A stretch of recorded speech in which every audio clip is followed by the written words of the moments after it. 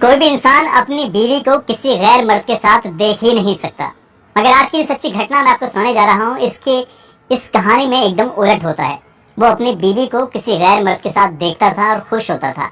इतना खुश होता था, वो जितनी ज्यादा उसके पास जाती थी उतनी ज्यादा उसको पैसे मिलते थे। लेकिन यही लालच, यही बात कहीं ना कहीं इतनी बात बिगड़ जाती है कि एक इंसान का कत्ल होता है। वो भी कत्ल इतना भयानक होता है कि न केवल पुलिस वाले बेहोश हो जाते हैं, बल्कि जज भी ये सुनकर हैरान था। उसके बाद जज जब इस मामले में फैसला सुनाता है तो इस फैसले की गूंज पूरे प्रदेश में गूंज जाती है। हर कोई ये जानने के लिए आतुर था कि आखिरकार इस कहानी में हुआ क्या था। दरअसल बुढ़ापे में एक डॉक्टर को इश्क हो जाता है अपने ही घर की नौकरानी से, और जैसे ही इश्क होता है 1.5-2 साल तक तो बिल्कुल ठीक चल रहा था, लेकिन इसके बाद जो कत्ल होता है वो वाकई बहुत भयानक होता है। आज की जो सच्ची घटना मैं आपको सुनाने जा रहा हूँ, ये सच्ची घटना है मध्य प्रदेश का एक जिला है होशंगाबाद, जिसको नर्मदापुरम के नाम से भी जाना जाता है। यहाँ की एक कॉलोनी है आनंद नगर। इस घर में 4 सदस्य रहते हैं, पति पत्नी और 2 बच्चे। बेटा बेटी हैं, दोनों मुंबई में रहते हैं और अपने भविष्य को उज्जवल बनाने के लिए, अपने भविष्य को संवारने के लिए वो मुंबई में ही रहते हैं। लेकिन घर में पति है जो कि पेशे से डॉक्टर हैं और मेडिकल ऑफिसर हैं। जाने माने डॉक्टर होने के बाद इनकी जो बीवी हैं, जिनका नाम सुषमा होता है, सुषमा बुटीक का बिजनेस करती हैं। एक फैशन का बिजनेस है इनका, और साथ ही वो अपने पति से कहीं ज़्यादा अपने इस एरिया में अपनी पहचान बनाई हुई थी और उनका साथ देती थी एक रीनू नाम की लड़की। सब कुछ जिंदगी में ठीक चल रहा था। साल 2017 की बात है। अचानक से ही सुषमा बीमार हो जाती हैं। बीमार कुछ ज़्यादा होती हैं। डॉक्टर साहब उनको इलाज कराने के लिए लेके जाते हैं और डॉक्टर साहब ने जब इलाज कराना शुरू किया तो उनको एक इंजेक्शन लगाया गया था। वो इंजेक्शन कुछ ऐसा रिएक्शन करता है कि उस महिला की मौत हो जाती है। बस ये देखते ही इस घर में 4 सदस्य थे, अब 4 में से 3 रह जाते हैं। 3 में से 2 ऐसे होते हैं, बेटा और बेटी, जो मुंबई में अपना करियर बना रहे थे, अपना करियर संवार रहे थे। अब डॉक्टर साहब हैं, बिल्कुल अकेले रहते हैं, ऑर्थोपेडिक सर्जन हैं, हड्डियों के विशेषज्ञ हैं, अच्छे डॉक्टर हैं, उनका नाम हर कोई जानता है। सब कुछ उनकी ज़िंदगी में ठीक चल रहा था, लेकिन जो इस बुटीक को संभालने वाली सुषमा की नौकरानी थी रीनू, जिसकी उम्र लगभग 28 साल के आसपास, कई साल से लगातार वो उनके बुटीक के इस फैशन शो पर, इसमें दुकान पर काम करती थी। और एक दिन वो आके डॉक्टर साहब से कहती है कि डॉक्टर साहब, अगर आपको ऐतराज़ ना हो तो मैं इस काम को ऐसे ही आगे बढ़ाते चले जाऊँ, जो आपकी वाइफ ने काम संभाल रखा था, मैं उसे करना चाहती हूँ। डॉक्टर साहब बड़े दरिया दिल, दयालु प्रवृत्ति के, वो कहते हैं कि कोई दिक्कत नहीं है, अगर तुम इस काम को संभाल सकती हो तो मुझे कोई ऐतराज़ नहीं है। दरअसल डॉक्टर साहब की बेटे की जो उम्र है और इस महिला की उम्र, जो इनके घर पे नौकर है, इनकी उम्र में कोई ज़्यादा अंतर नहीं है। बेहद खूबसूरत ये महिला है और ये महिला इस काम को, बुटीक को बहुत अच्छे से चलाने लगती है। सब कुछ ठीक चल रहा था। डॉक्टर साहब बहुत खुश होते हैं कि बीवी भले ही उनकी खत्म हो गई है, मर गई है, लेकिन बीवी के मरने के बाद भी इस नौकरानी ने पूरे काम को सही से चला रखा है, सही से संभाल रखा है। इसी बीच में डॉक्टर साहब को उस महिला से, जो घर की नौकरानी है, जिसकी उम्र 28 साल है, जबकि डॉक्टर साहब की जो उम्र है 55 साल के आसपास होती है, डॉक्टर साहब एक दिन अपने प्यार का इजहार कर ही देते हैं।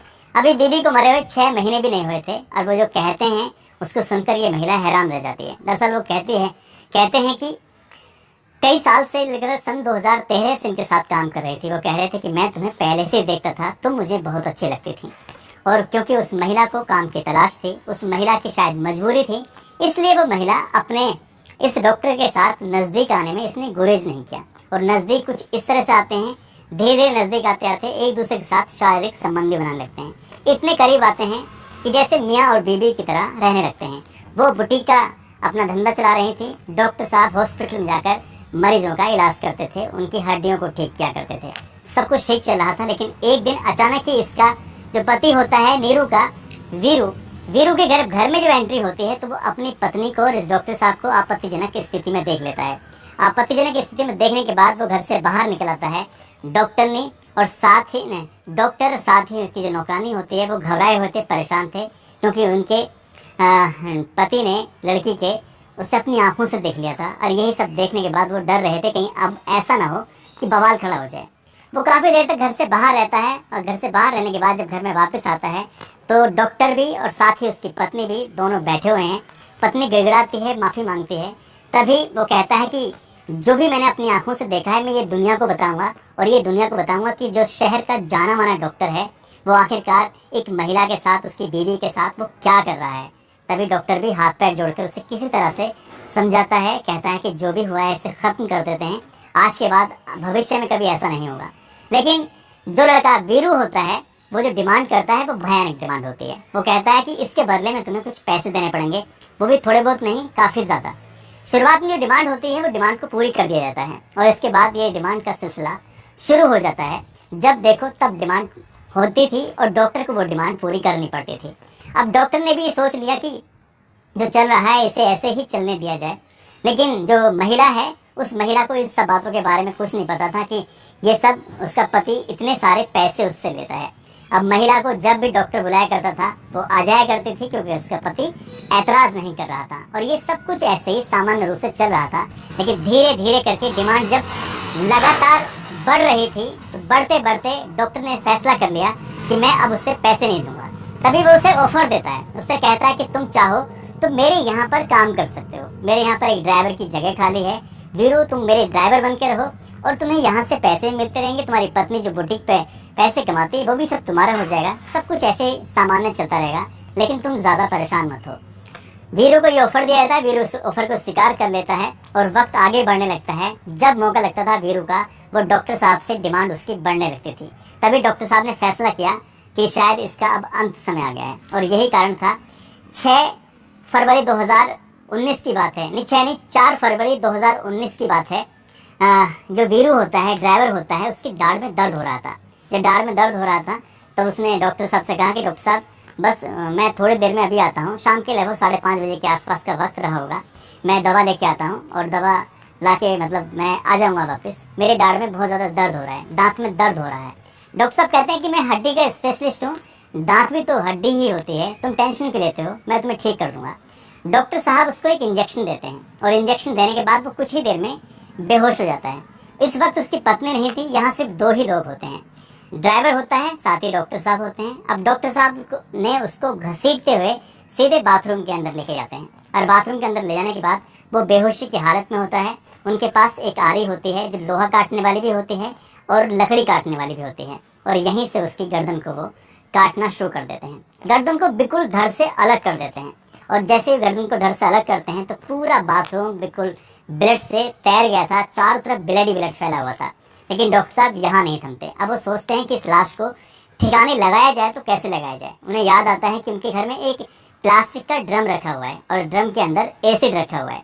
तभी उस ड्रम को वो बाथरूम के पास लेके आते हैं और जैसे जैसे शरीर के हिस्से कर रहे थे, काट रहे थे, वैसे वैसे उस ड्रम के अंदर डालना शुरू कर देते हैं। दरअसल एसिड वो बहुत ही उच्च क्वालिटी का था, उसमें ज़्यादा ज्वलनशील था, तो इसलिए जो भी इसमें डाला जा रहा था, शरीर के हिस्से डाले जा रहे थे काट काट के, वो गलने लगे, वो एकदम से उसमें धुआं सा निकलने लगता है। ठीक बिल्कुल वैसे ही चल रहा था जैसे वो चाहता था। वो शरीर के लगातार टुकड़े कर रहा था, टुकड़े करने के बाद कभी वो भगोने के अंदर रखता था तो कभी परात के अंदर रखता था तो कभी टुकड़ों को वो उस ड्रम के अंदर डाल रहा था जिस ड्रम के अंदर एसिड रखा हुआ था। जब वो ऐसे करते करते थक जाता था डॉक्टर, तो फिर उसके बाद वो आराम करना शुरू कर दिया करता था। अब ये सोच रहा था कि आखिरकार इस लाश को कम से कम समय में गला दिया जाए, इसको नष्ट कर दिया जाए ताकि एक भी सबूत ना बचे। लेकिन वो नहीं जान रहा था कि जिसको वो खत्म करने की कोशिश कर रहा था उसको खत्म करना इतना आसान नहीं था। फिर वो एक बार बाथरूम में जाता है और लाश के छोटे छोटे टुकड़े करना शुरू कर देता है, साथ ही वो फ्लश करने लगता है। फ्लश करते करते कब उसका फ्लश चौक हो जाता है उसको पता ही नहीं चलता। ऐसी स्थिति में पूरी रात कब निकल जाती है, दिन निकल आता है और वो जैसे जैसे आगे वक्त बढ़ रहा था वैसे वैसे घर के अंदर बदबू बढ़ जाती है। पूरे घर को चारों तरफ से बंद कर देता है और बंद करने के बाद जो कमरे होते हैं उनको टेप से, उनको अखबार से बंद करने की कोशिश कर रहा था ताकि यहाँ की दुर्गंध किसी भी कीमत पर बाहर नहीं निकलनी चाहिए और ये बात किसी को बाहर पता नहीं चलना चाहिए। शाम हो जाती है लेकिन उसकी दुर्गंध शाम होते होते और भी ज़्यादा बढ़ने लगती है और उस ड्रम की जितनी कैपेसिटी थी उस ड्रम में उतनी ही तो बॉडी के पार्ट आ जाते हैं, चाहे वो हाथ हो, पैर हो, सर हो, और बाकी का हिस्सा जो था उसने फ्लश करने की कोशिश की, बाकी का हिस्सा जो था उसने परात में और जो भी उसके पास और बर्तन होते हैं उसमें रखने की कोशिश की, लेकिन सफलता मिल नहीं पा रही थी। और धीरे धीरे जैसे ही लगभग 20-30 घंटे का वक्त बीत जाता है और ये इस घर के अंदर से दुर्गंध बहुत ज़्यादा बढ़ने लगती है, तो फिर आसपास के लोगों का जीना मुहाल हो जाता है। लोग समझ नहीं पा रहे थे कि आखिरकार ये दुर्गंध आ कहाँ से रही है। जो सबसे नजदीकी घर होते हैं, नजदीकी घर वालों ने आसपास निकलने के बाद एक दूसरे से पूछा कि भाई ये दुर्गंध कहाँ से आ रही है, क्या बात है। जब सब लोगों ने एक दूसरे को जवाब दे दिया तब इस डॉक्टर का दरवाजा भी खटखटाया जाता है। डॉक्टर से भी पूछने की कोशिश की जाती है, लेकिन दरवाजा अंदर से बंद होता है, इसलिए डॉक्टर साहब आवाज नहीं लगाते हैं। जबकि घर के अंदर से तरह तरह की आवाजें भी आ रही थी, काटने की, पीटने की, किस तरह से सामान को इधर से उधर करने की। लेकिन जब डॉक्टर कोई रेस्पॉन्स नहीं देते हैं तभी आसपास के लोगों को लगता है कि कुछ न कुछ गड़बड़ है। तभी डॉक्टर साहब के घर की शिकायत की जाती है। आसपास के जो लोग होते हैं वो पुलिस को सूचना देते हैं। पुलिस मौके पर आती है। मौके पर आने के बाद जब इस दरवाजे को खुलवाती है और पुलिस की टीम जब जाती है तो जाते जाते पुलिस टीम पूरे घर की तलाशी ले रही थी। जब ऊपर जाती है तो ऊपर जाने के बाद जब दरवाजा खुलवाया जाता है तो उस दृश्य को देखने के बाद सबकी आंखें खुली की खुली रह जाती हैं। और सबसे आगे दरवाजा खोलने वाला एक सिपाही होता है, वो बेहोश होकर जमीन पे गिर जाता है, क्योंकि उसने उस ड्रम के अंदर अपनी आंखों से कटा हुआ सिर देखा था, हाथ देखे थे, पैर देखा था। उस दृश्य को देखने के बाद वो बेहोश होकर गिर जाता है। उसको होश में लाया जाता है और ये पुलिस का सबसे पहले एक ही सवाल था कि आखिरकार ये लाश किसकी है, मरने वाला कौन है। पुलिस जब इस मामले की जांच पड़ताल में जुड़ती है तो पता चलता है मरने वाला कोई और नहीं बल्कि वीरू होता है। वो वीरू जो इसका ड्राइवर होता है। आखिरकार इसने अपने ड्राइवर को क्यों मारा है, यही एक सवाल था और सब जानना चाहते थे। पुलिस जब वीरू को घर पहुंचती है तो पता चलता है कि उसके पिता उसको कई दिनों से तलाश करने की कोशिश कर रहे हैं, लेकिन वीरू मिल ही नहीं रहा था। और उसने नजदीकी पुलिस स्टेशन में जाकर अपने बेटे की गुमशुदगी की बात भी कही थी। तो पुलिस को जब दोनों एंगल आपस में जोड़ती है और उसकी जांच पड़ताल करती है तो पता चलता है कि डॉक्टर का इसकी मरने वाले की बीवी से अफेयर चल रहा था, संबंध चल रहे थे। और इसी बात को देखते हुए ये व्यक्ति वीरू जिसका नाम था वो अपनी पत्नी के रिश्ते को लेकर वो लगातार डॉक्टर से अवैध उगाही कर रहा था, पैसे की वसूली कर रहा था। यही बात डॉक्टर बर्दाश्त नहीं कर पाता है और इसी बात को बर्दाश्त न करने के कारण ही उसने वीरू को यानी कि अपने ड्राइवर को मौत के घाट उतार दिया था। पुलिस ने डॉक्टर को जब गिरफ्तार कर रही थी तो डॉक्टर पूरी तरह से गुमसुम था।